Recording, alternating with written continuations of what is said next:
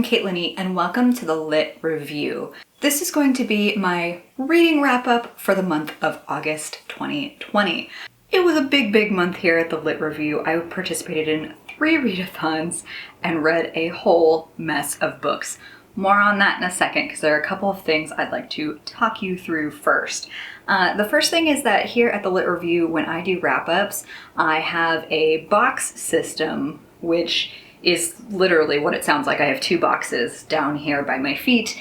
One is a maybe box for the books that I might want to keep, and the other box is just the no box. It is the books that I am very happy to send on their way to find new homes, because every time that I wrap up a book here, on my wrap-ups, I decide whether or not I'm going to keep it, put it in the maybe box, or put it in the no box. And it's how I keep my shelves looking nice and clean after I have read so many books. Unfortunately, we will be using the box system a lot this month. So while August was a really big month, I may have mentioned before, I participated in 3 readathons. It was a lot, but it was also a lot of fun. And so I read the most books in a month that I have read, and that is 15. In terms of pages read, I read 4,789. Had to double check myself because that's a whole heck of a lot of pages. Definitely the most I've had all year, which is super exciting.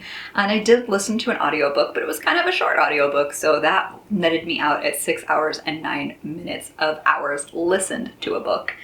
And then my average rating was 3.06. At one point in my month, my average rating was like a 2. So there were a couple of books that swooped in to save the day. So glad that my average rating is thoroughly average this month, and that should tell you everything you need to know. In terms of my audience, of those 15 books, I read 12 that were adult-oriented, 2 that were young adult, and then for the first time ever on this channel, I had 1 middle grade. And in terms of genres, my 3 biggest genres this month were romance. Romance was huge for me this month. Fantasy kind of came in at a distant second, and then we actually had kind of a mystery horror thing going on, but I'm just gonna cap it at mystery. And that will also be explained as I get into the particular books. So in terms of format, I read 1 audiobook, 1 ebook, and the rest of the 13 books were physical. And again, of those 15 books, 13 of them were owned and 2 were borrowed in some capacity from the library. So for a quick and dirty breakdown of my ratings, I have this infographic here, but just to read it through with you. I didn't DNF anything, although I came pretty dang close. If I hadn't been trying to read something for a readathon, it would have happened. 1 star, 1 1.5 star. It's the first time either of those have shown up on this channel too.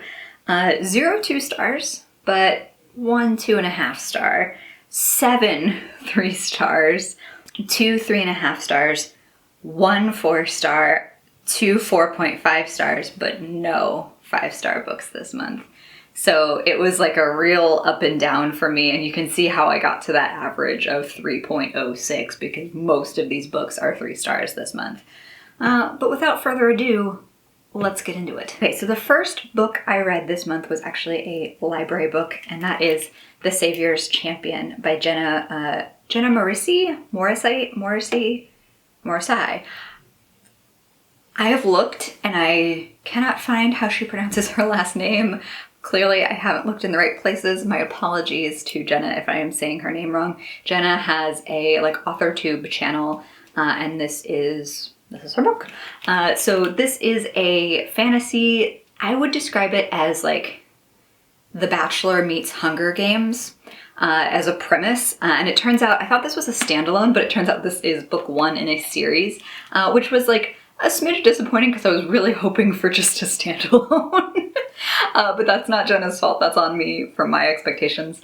And I gave this a 3.5 stars. So there is this fantasy world where the kingdom is ruled over by the savior, and this is a young woman who has really intense powers, and she is the only one who has these powers, and she passes those powers down. And the way that the kingdom also runs is that into like every generation as the savior comes of age, there is this tournament to the death, where to become the Savior's champion and to basically become her consort. So Tobias is our main character, but he enters the tournament really reluctantly in order to help pay for his sister's care, because anybody who enters the tournament gets paid pretty heavily, because the odds are good they're not coming back. Most people do not leave this tournament alive. So he is not at all interested in the Savior. He's really just in it to get that coin. But he ends up making kind of like friends along the way, and it is very much like about his hard-fought journey, and he starts to potentially fall for one of the serving women who is like there to help them along their journey at like the rest points, the checkpoints, and he starts to feel really strong feelings for her. So it's about Tobias and his like journey through this labyrinth and this terrible contest, and then I'm not gonna say anything spoilery about the ending, but I really do want to read book 2. I know this was just a 3.5 star reading for me, but I did really enjoy it. It was a very quick read for all that it's kind of a thicker book. And while this is a series that I'm interested in continuing with, this is a library book and I will happily be returning it, but I'm not going to be purchasing it either. Next, I tackled one of my Litland picks, and that was this graphic novel bind-up called Fresh Romance, and this has, I believe, 5 individual stories by a variety of authors and artists collaborating together to bring you little tales of romance from different time periods, from different fantasy spaces, and it was just like really fun and refreshing. I gave this a 3-star read.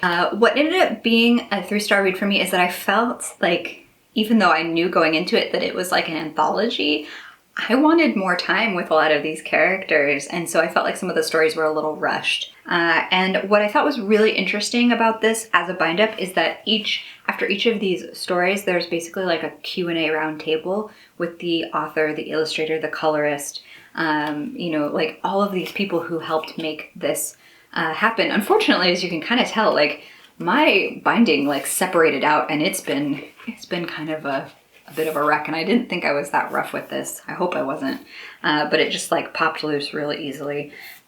So I enjoyed this. I think it's gonna go in the maybe box because I did really love it. The art styles in here, all of them are so very different from one another, but they're really beautiful, like really beautiful in their own way, and I really enjoyed it, but I have no idea personally whether or not I'd like to reread something like this, so that's why I think it's gonna go in the maybe box for me. I need to take some time and figure out whether or not I'm interested in rereading these tales. Next, I read another book from my Litland picks, which was The Hangman's Daughter by Oliver Pötzsch.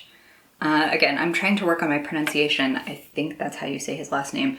This was the first in another series about, well, The Hangman's Daughter. It is a historical kind of like mystery thriller where the threat of witchcraft has kind of returned to this town 1659. So there are still people alive who remember like the last panic about witches, and they're very afraid of that returning. But a young boy was pulled out of the river dead with what was considered a witch's mark on his body, and a lot of children are disappearing and then being found dead, and there's a lot of mystery around it. And so the hangman, Jacob Kusil, his daughter Magdalena, and the physician's son, whose name is Simon, are all kind of working together to try to figure out who is harming these kids, how to save the last ones who have disappeared, and whether or not the village midwife is in fact a witch. So it is very, very like political oriented at the same time, and I think it's a little on the slow side in terms of the whodunit, but you are in all of these different characters' heads, which was, you know, like a fun thing to read. I ended up giving this a 3 stars. I enjoyed it. I would probably continue on with the series, but I just wasn't deeply enamored with the world itself. While I would be interested in continuing with the series, I think it might be like library pickups for me. So this is actually going in the no box, even though a 3 stars is not a bad rating here on this channel. It just means that I don't know if I'm going to be interested in rereading this. I actually don't think I will. Though I would say that if you are interested in historical mysteries, that this is a fun one to pick up. If you're the kind of person that really likes multiple perspectives in their mysteries, I highly recommend this because you do not only just get those 3 people I mentioned, but a lot of other characters along the way. And that is really interesting. And I think as a writer, he did a great job of making sure that those personalities and perspectives were all very distinct from one another. And I also think for me, I could kind of see where the whodunit was going. So it was much more about the character development, which is something I usually like, but I'm not at all convinced that I need to reread this. But I would still recommend this to you if this is more your genre. And then next up came my arc of A Sweet Mess by Jayci Lee. And this was something that I was very grateful to have received through a Goodreads giveaway. But ultimately I ended up giving it 3 stars, which again, not a bad rating. I think I overhyped myself on this book and it kind of created some internal expectation problems for me. I'll be really clear about that right up front. So there were portions of this that I thought were so charming and fun. Aubrey Choi has this adorable little bakery in a super small town that she has built from the ground up, and she's looking to expand. One night after work, she's hanging out with her friend and meets this really attractive guy, and his name is Landon. They hit it off, they have a one-night stand, and they part ways. But unbeknownst to Aubrey, Landon got a dessert from Aubrey's bakery that was meant for a 6-year-old girl, and was therefore maybe not to an adult man's palate. But Landon, and what I mean by that is it's literally got gummy worms and marshmallow fluff and cream cheese and stuff like that in it, because that's what the 6-year-old girl wanted for her birthday cake. But through a mix-up at the shop, he ends up having that treat as the special of the day. And it turns out that Landon's a food critic. So when he gets back to Los Angeles, he has to write a review before he can go off on a big trip, and so he ends up writing a scathing review of Aubrey's bakery. And this completely derails her business, but to make up for it, when he realizes what happens, he is executive producing a cooking show. They're not dating. They're not supposed to date, but sparks continue to fly between them. And so it ends up being kind of like lovers to enemies to lovers. And if that sounds like a very haphazard description of the plot, some of that's me and some of it's because it felt haphazard. For me, one of the big hurdles was Landon's like staunch insistence that he doesn't do second reviews because it will ruin his career as a food critic, and that he can't risk that. And then when he offers the show for her to be on this show, and there's still sparks and they're still really into each other, and when they do get back together, he's like, we gotta keep it hidden because my professionalism would be ruined and so would yours. And so like, while I understood some of the internal logic that would lead you to have those kind of feelings, it just felt like too deeply entrenched and too silly when all you really need to do is be honest and say, I accidentally got a birthday cake for a 6-year-old girl, and oh man, you know, I made mistakes as a professional, but here, let me be honest. Like, basically the miscommunication trope was all over this book, and it just pained me. It pained me. The miscommunication trope is just my least favorite thing to read, and I can handle it when it's done in small doses, because I think it happens a lot in romances at like the end of the book, where, you know, oh, there's going to be one small miscommunication and they're going to separate and then they're going to come back together, and I can suck it up and deal with it when it happens this. But this was like 60% of the book were like small miscommunications that like continued to cause problems for them. The best parts of this book are honestly when they discuss food and their relationship to food. So like if you enjoy cooking or baking, like you're gonna love that portion of the book. It is definitely one of the strong suits of these characters. And then, you know, I think my expectations got the better of me with this one. So in order for me to kind of put some distance between it, I need to put this in the maybe box. So again, even though a 3-star isn't a bad review here, I just kind of got disappointed with the execution. Okay, now we're getting into the first of my 3 readathons that I participated in. So I did the weekend edition of the historical romance readathon, and the first thing I read for that was Courtney Milan's The Heiress Effect. This is my first ever read from Courtney Milan, and I can tell you that I am a really big fan now after this. So this was a 4-star read. I was fully invested in Jane and Oliver, our 2 main characters, and what I like about Courtney Milan's writing is that she is really creating characters that feel like they have a lot of personal depth. So Jane is an heiress, but she is trying to protect her younger sister, who she can only stay in her uncle's house with her younger sister while she remains unmarried. So she's doing everything she can to remain unmarried, including but not limited to being very rude to people and dressing at the absolute outside of fashion, just like whatever fashion says, she's gonna do the opposite. Along that process, she manages to offend a lot of people, and one of those people is a lord. He challenges Oliver, who's a young up-and-coming politician advocating for laborers' rights in the parliament, to basically humiliate Jane, and if he can humiliate Jane sufficiently, he'll get him the votes he needs to pass this labor bill. So there's a lot of like complex stuff going on in this. But of course, he decides maybe he doesn't want to totally humiliate Jane because he comes to understand her and her motivations really well. There's so much going on in this book, including some perspectives from Jane's little sister, Emily, who has epilepsy. And she also starts to fall for a young solicitor who is Indian. And so like there's a lot of cool plot points that are like B storylines or like backstory but they're just so impactful and wonderful to read about. Like I could have had a whole book about Emily and Adjan if I just like, please, Courtney Milan, someday give me that. Like I loved their story just as much.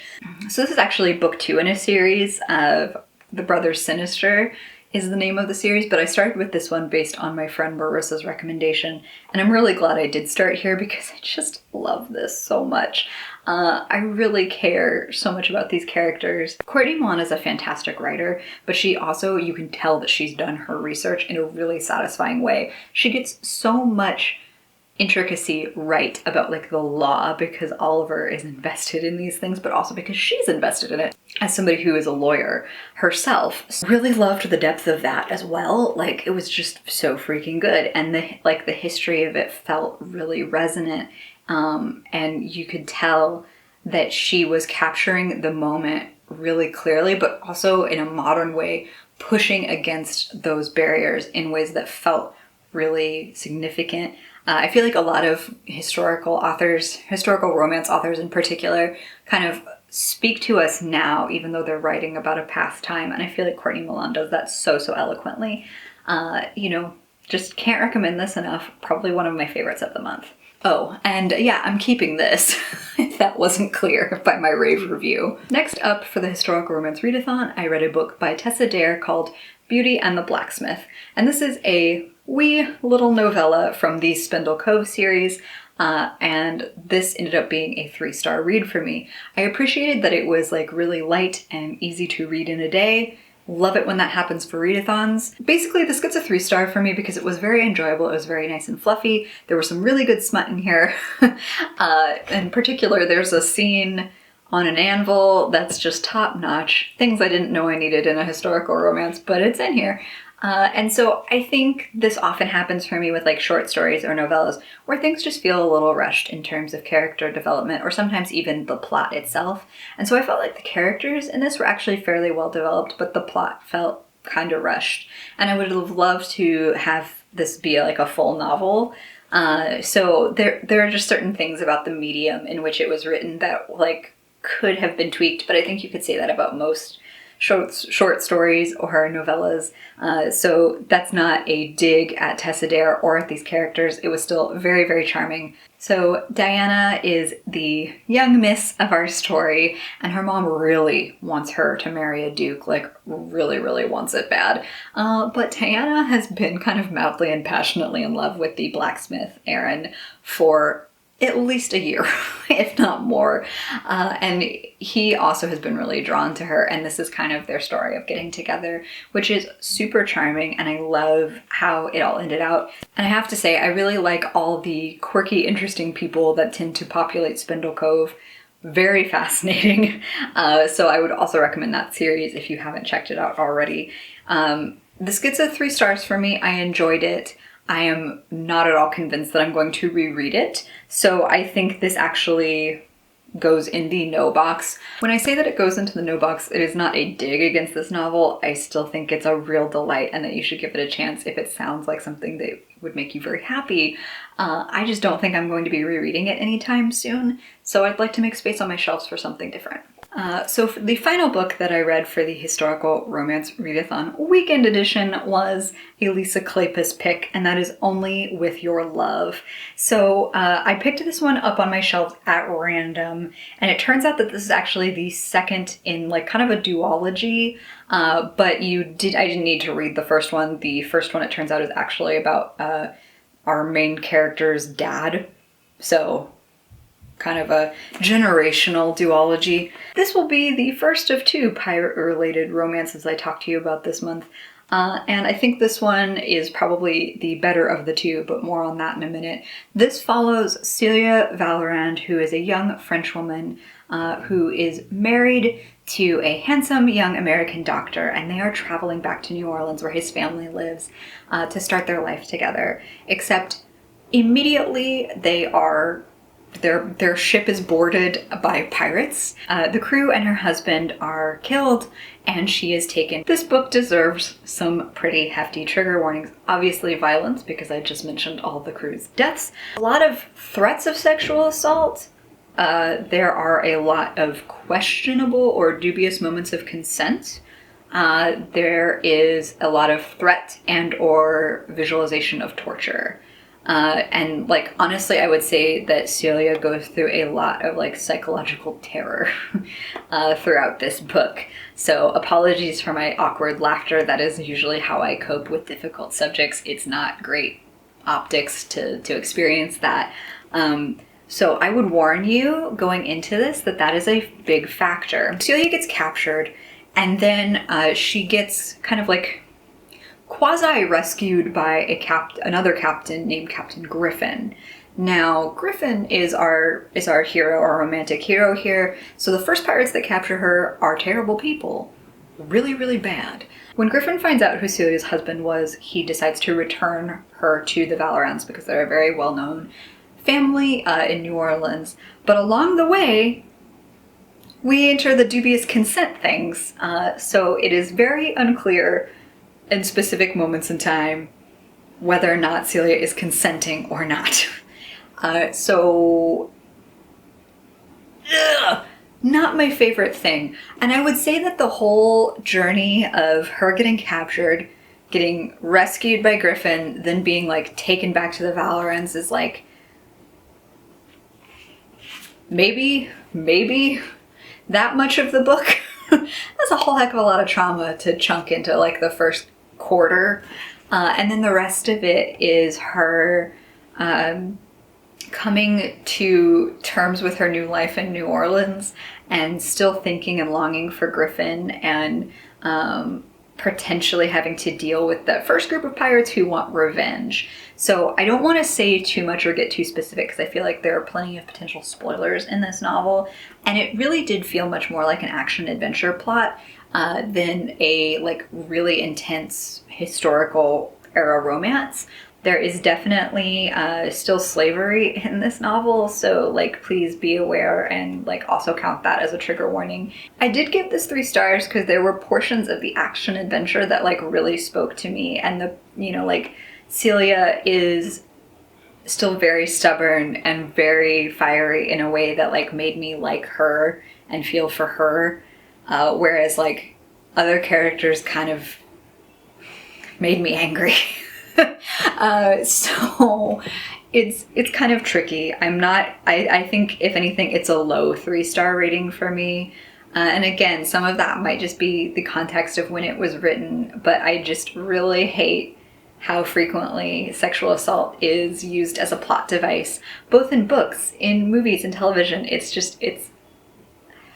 just keeps happening. I don't seek this out. The amount of it is just that high, which is very frustrating. Super, super frustrating. So anyway, I think this is going to go in the maybe box for me. And immediately after I finished the historical romance readathon, I went into Scallywagathon 2020, which, you know, pirate themed. We were having a whole month of it. But the first thing I read for that was Crown of Midnight by Sarah J. Maas. I am slowly but surely rereading the Throne of Glass series, and this is book 2 in that series. So without getting too spoilery for the series overall, at this point, Selena Sardothian has become the king's champion. She is now also his assassin, which is what she's trying to do. Like, when we meet her in the first book, she is a renowned assassin of Ardalan. And now she works for the king, and that is causing her to be in conflict with herself, her friends, and you can really feel her struggle in this book.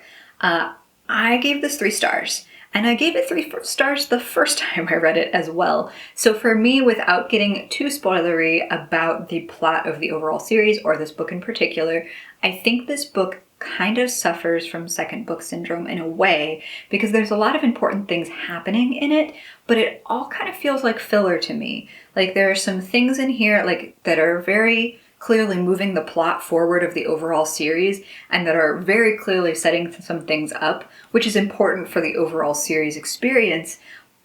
But when I think back of the overall series, this doesn't stand out as a strong read on its own. And hopefully that makes sense to you, especially those of you who have read the overall series. So there's a lot of important stuff that happens in this book, but I just can't help but feel like it was a filler book. And that's always a little frustrating for me as a reader. So 3 stars. Going to keep this because obviously I care very much about the whole series. I am rereading it and hopefully going to finish the dang thing. I mentioned this series in my YA Unfinished series video, and I've read like 3 or 4 of the books, I think, and still need to read the last 2. So that's what we're trying to do by the end of the year, hopefully. We'll see. Anyway, keeping this. Then for Scallywagathon, I read my other pirate romance. See, I told you it was coming. And that is A Pirate's Love by Johanna Lindsey.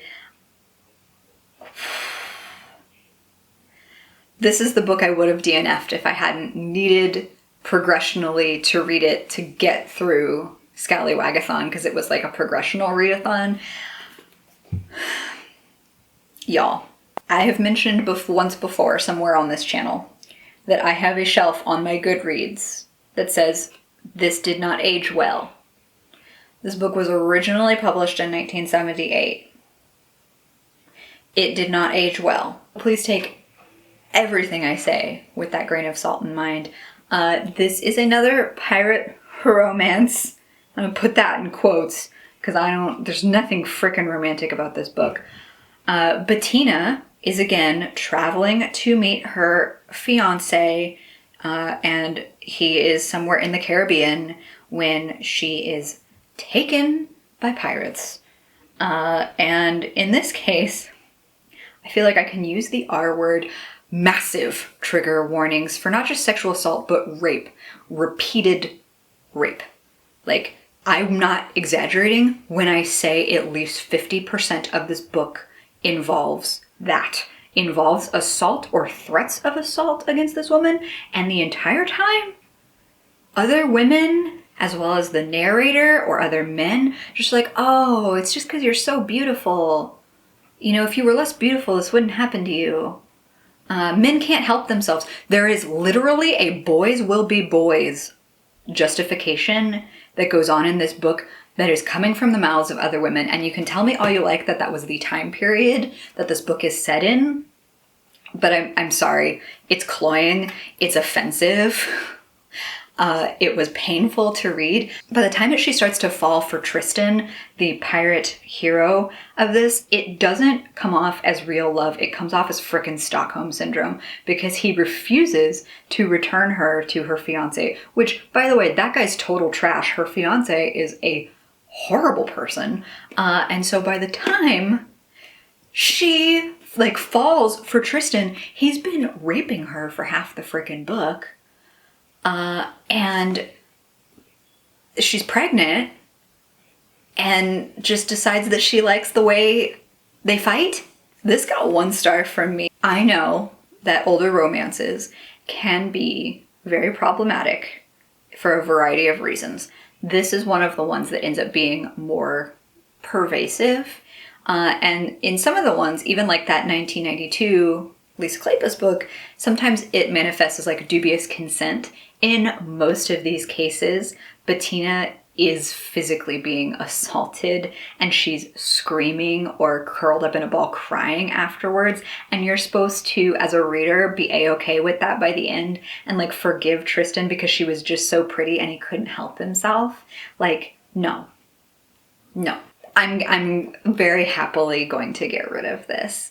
And this was very sad because I have enjoyed other Johanna Lindsey books that I've read recently that also potentially had some problematic tropes and turns based on like the age and perspective.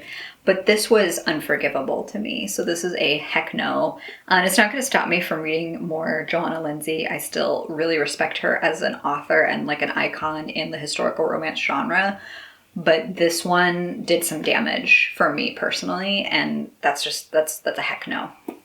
And then for Scallywagathon, the hits just kept coming. I decided to read Sex and the City by Candace Bushnell, and I don't know entirely what I was expecting. I bought this at a used bookstore a very long time ago. As you can see, this was like probably its original cover, and I just thought like, oh, I like the show. Let's see what inspired it. This gets 1.5 stars for me. This was also not great. And it's harder for me to categorize this one because it's technically nonfiction. Like, it's mostly cobbled together from Bushnell's original run as a columnist in New York City. So she wrote originally for the New York Observer in kind of like a sex and dating column, much like Carrie, the character in the show, does. And so these are kind of like editorialized versions of her articles from that time. Again, this is another book that goes in the that did not age well. This was published in 1996, and what this ended up being for me was a really bizarre window into 90s era white feminist elitism. Empathy. There's no emotional value. Wow, that's really harsh, but I kind of mean it. The characters that she creates out of these real people are just so unlikable and unforgivable and unrelatable, for me at least. I would just recommend that you watch the show instead. There's still a lot of that. The show still has a lot of those like white feminist elitism issues, but the characters are just so much more human and likable and empathetic. So like, not that the show is without its issues, I still love the show and think it's its own special time capsule. But like, this was just painful to read. I do not recommend you read this. This is going, obviously. On the positive side, these books that I'm getting rid of, like, they're not on my shelves anymore. They're not taking up space. And that's a gift, you know? Like, that's just a gift. And then I also, I forgot to mention the audiobook that I read in between all of this. And that was what ended up replacing one of my Litland choices because I had to return a book and had to sub it out. But I ended up reading, and I'm very happy to have read, I Can't Date Jesus by Michael Arceneaux. Highly recommend this audiobook. It was hilarious and heartwarming and just heartfelt. I was just so compelled. I listened to it all in one day. It's a pretty short audiobook because it's like an anthology of his essays. And they're really, truly speaking to like his experience with religion, his experience with his family, with coming out, and like being gay, black and gay in America, and like the politics of his personal life, but then like the politics that seem to be expected of him, and like just really complicated issues are dealt with just humor and heart and hope. Like, just, I laughed so much at this book, and it was also tackling some really difficult topics at the same time. And it made me really a fan of Michael Arceneaux as a writer and the way that he communicates. I really enjoyed it.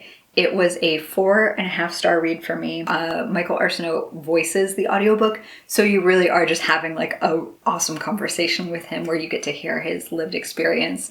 And I really liked his cultural perspective. Like, his criticisms are pithy and valid and really impactful. And I just, please, if you check something out from the library and just want to laugh but also tackle some more hard-hitting issues, like, I highly recommend I Can't Date Jesus by Michael Arceneaux. My third and final readathon of this month was Summer Ween, and so I read 3 books for that and then also squeezed in one of my Litland picks as well. The first book I read for this was Nightmares by Jason Segel and Kirsten Miller.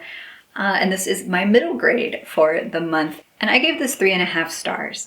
What I really enjoyed about this book is the way that it handles emotions in such a personal and sensory way, because they weren't just described on the page. They were really described as physical feelings that the kids, particularly Charlie, were experiencing. And so things like grief and depression were much more approachable, much more visceral, much more real, because Charlie's mother has passed away by the time we meet him at the beginning of the book, and a lot of his conflict throughout the book has to do with his fears and his pain around his new stepmother and the way his family is kind of reconfiguring around him.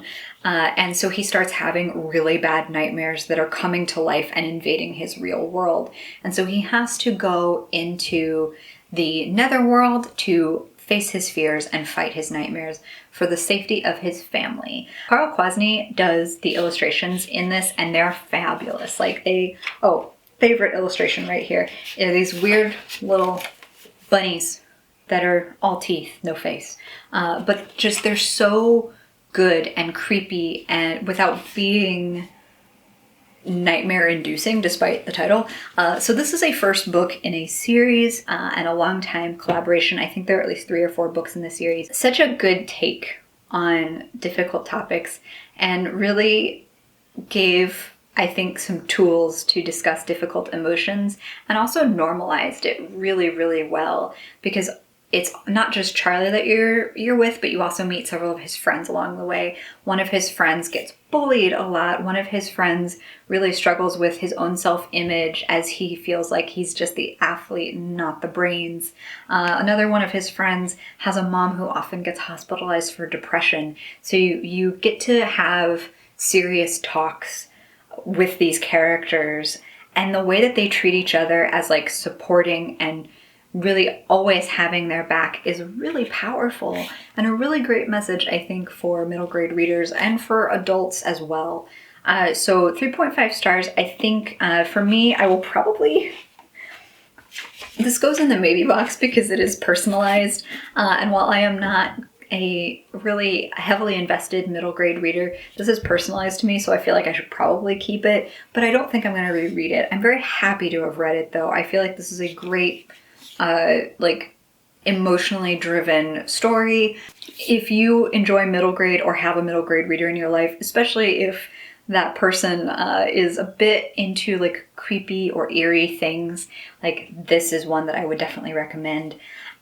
So it's going to go in the maybe box because I'm just not sure how much I value rereading it, but I'm very happy to have read it in the first place. Before I continued on with my readathon, I did finish Mad, Bad, and Dangerous to Know by Samira Ahmed.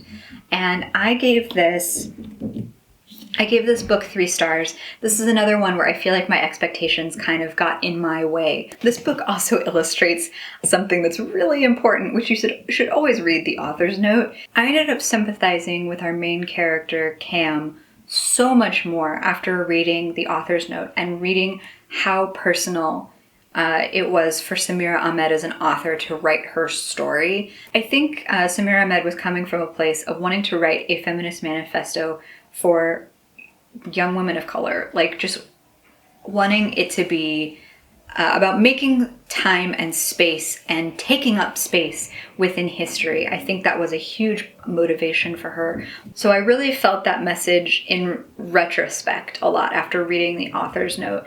Like, Cam herself is very much an advocate within the book for feminism, but it almost felt sometimes like in a borderline caricaturistic way as I was reading it. But in retrospect, I feel the depth, I see the depth because I understand more of the author's intention. So for context, this overall story follows Cam, who really feels like she is stuck between two identities. Her father is French, her mother is Indian and Muslim, and she grew up in Chicago, but also summers in Paris. And so she feels kind of torn between these two identities and these two spaces, both physically and personally, emotionally, intellectually, all of it. And she really wants to be an art historian, and comes into the summer in Paris kind of feeling a bit wounded because she got called out in an essay contest, and her research was very cruelly criticized by the judges. And honestly, like, the criticism that Cam receives, no college professor should ever say stuff like that to a young student. Never. Like, as somebody who used to teach at the college level, the words that haunt Cam throughout this book are completely understandable that they haunt her, because nobody should ever be told that cruelly by somebody in an authority as a young person. Like, it's so wrong on so many levels. So it makes sense why she's so hurt by it. By circumstance meets this young man named Alexander, who it turns out is a descendant of Alexander Dumas, who she was writing about in that essay. So she and Alexander kind of go on this mysterious adventure to try to, like, fix the legacy and discover the thing that Cam thought she had originally found. And interspersed throughout this narrative are pieces of another young woman's story. Her name is Layla, and she is a woman from the past. So Layla inspires people like Alexander Dumas, Lord Byron, like great minds and creators, but she ends up being the muse and the inspiration. So you get little snippets of her through letters that Cam discovers in the present, but also these really tiny interludes from Layla's perspective in the past. What ended up making this novel a 3 stars is I just found Layla's story to be so much more compelling. And I think that's part of the problem with this novel in general, is that, like, Cam is fighting so hard to find Layla, to give her a voice, which is very noble. And I felt like, even as a reader, I was more compelled by Layla in a way that felt unfair to Cam. So sometimes these multiple perspectives can backfire on you in a way, and especially because it turns out that Layla's story has some, like, magical realism to it that is not present whatsoever in the contemporary storyline. So it felt really jarring to have these peeks into a world where there was magic, where there was something, like, much more kind of fantasy oriented. And I think the book tries to address that a little bit by talking about, like, culture and the impact. It made me so much more interested in Layla's story than Cam's in a way that I feel kind of guilty about. It's gonna go in the maybe box because, again, I think there's a lot to value and love about Cam's journey and her insistence of history's importance and hearing female voices. I think this, again, much like A Sweet Mess by Jayci, I feel like my expectations got the better of me with this book, which is just kind of personally disappointing for myself and is not wholly the fault of the book. I got a little too hyped on my own there. So this is going to go in the maybe, and I'm going to do some reflecting on whether or not this is going to stay in my life. Back to Summerween as a readathon, the last 2 books on this list were for Summerween. My only ebook of the month was Opium and Absinthe by Lydia Kang. So if you are a fan of Dracula, this book pulls very heavily from that, including having little epigraphs or quotes before every single chapter that are pulled from Bram Stoker's Dracula. So you could kind of treat that as a bit of a pairing, because it's really clear that Lydia Kang was inspired by Stoker's publication. And again, this is another excellent example of read the author's note, because in the author's note, Lydia Kang mentions that some of her inspiration for this was as she was doing her research for this novel, figuring out that Bram Stoker's Dracula was released in the same year as a big newspaper strike, and she wondered what would happen if those two were kind of related in some way. And so our main character in this book, Tilly, her sister dies in a very mysterious fashion and is attributed in the newspapers as vampirism. So because there are 2 holes in her neck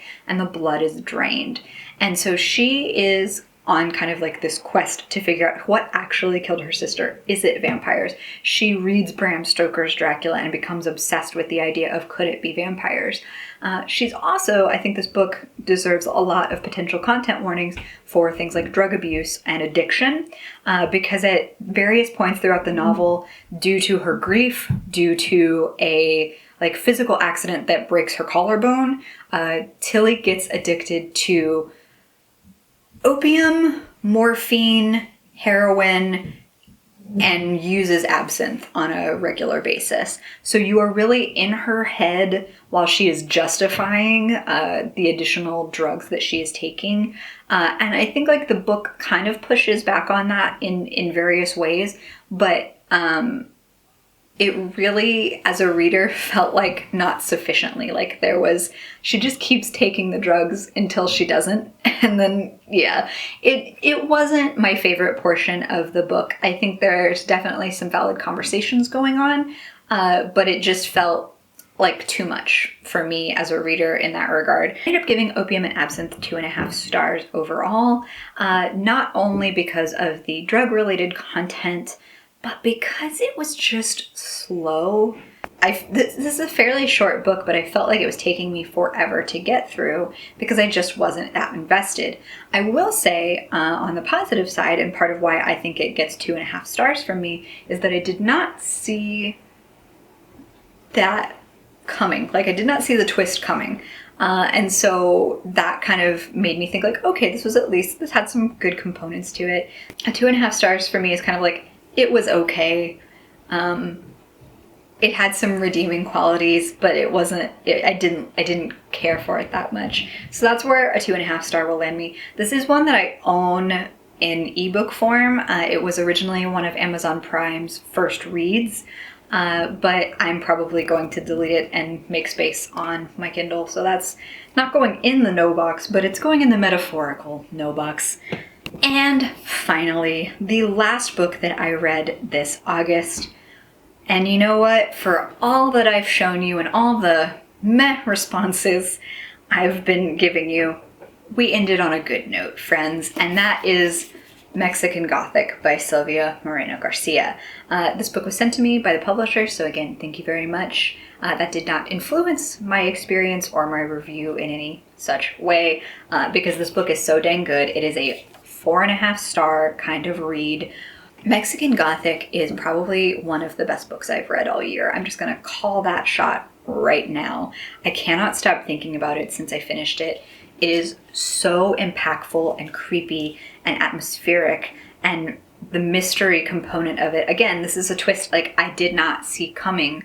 You start to piece things together, but it ends up being very different from what you imagine. And it's so compelling. It is a book that's just at 300 pages. I finished it in less than 24 hours because I could not put it down. This was so freaking good. It was just such a fascinating read. The character building in this is fantastic. And if you wanted to read this as a deep dive literature poll, I think there's so much here for you to dissect. I hope this book is taught in literature courses in high school or college. I just feel like there's so much to this because it really is a modern Gothic tale. It's not only that, but it is an own voices representation because Moreno Garcia herself is Mexican. So she writes so well about the tensions that are going on in these families that also could represent the tensions in the country. It's set in 1950s Mexico. So I personally, on reflection, feel like there's a lot that you could dive into about tensions and clashes about culture as well, because so much of what the Doyles do as harmful or wrong, or like what you learn about their family history, has so much to do with like colonization and like the really terrifying belief that people are inherently superior or inferior based on what they look like. And so there's a lot of like class conflict. There's a lot of like racial conflict that is at the core of this really creepy house and this really amazing book. I just felt like this was not, and if you didn't want to get in deep with all of that like cultural criticism, it is still one of the most compelling books I've ever read. I do not do horror very much because I'm a chicken. I get scared, and this book totally creeped me out. Thankfully, I did not have nightmares last night. But it's just stunning. I gave it 4.5 stars. I may revise that at some point. Please read it. Like, this is one of those books that gets a lot of hype and has been getting a lot of hype on BookTube, and I feel like it's justly deserved. This is just like, I'm so blown away by this. I'm probably going to do another video on this because I was so deeply impacted. So in case that wasn't clear, I am very much keeping this. So of the 15 books I read this month, I'm only keeping 3 of them for sure. That's a lot. Everything else went into either the maybe box or the no box. So it was a real up and down kind of month. We'll see for those in the maybe box what I actually end up with, but yikes. I'm very happy to have read all of these things regardless, because now I know how I feel. I've also made some ample space on my shelves, which is great because I have a huge book haul coming for you later this month. I mentioned it in my Litland video. All of my videos for the next couple of weeks are going to be pre-filmed because I am dealing with some family related stuff. So I will be getting those book hauls to you at like towards the end of September. I know a lot of you are very anxiously awaiting and seeing what my purchasing entailed, and I'm so excited to be able to share that with you, but just please be patient and know that it's coming later this month. Thank you for spending time with me. I hope you have a fantastic reading day. Like and subscribe if you'd like to see more of me or this channel, and I'll see you in the next one. Bye!